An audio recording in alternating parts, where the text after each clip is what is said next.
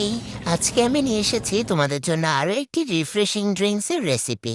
এর জন্য লাগবে 7-8টা পুদিনা পাতা, হাফ লেবু আর 2 কাপ তরমুজ। তরমুজ নিয়ে রাজনীতি করার কিছু নেই, ব্লেন্ডারে দেখো আমি 2 কাপ তরমুজ অ্যাড করেছি। প্রথমে ব্লেন্ডারে দিয়ে দিব 2 কাপ তরমুজ, 1/4 কাপ পানি।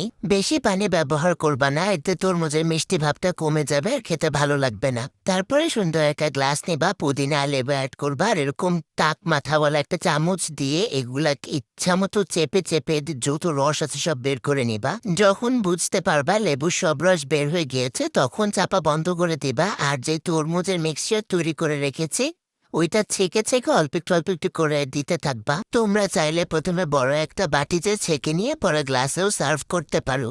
এই এটা কি হলো? এতগুলো তরমুজ ব্লেন্ড করার পর একটু ক্রাশ হয়েছে, তাই আমি বেশি বেশি দেখানোর জন্য আরেকটা গ্লাসে ট্রান্সফার করে নিলাম। কেমন লাগলো তোমাদের এই watermelon mint lemonade recipe? Do like and comment.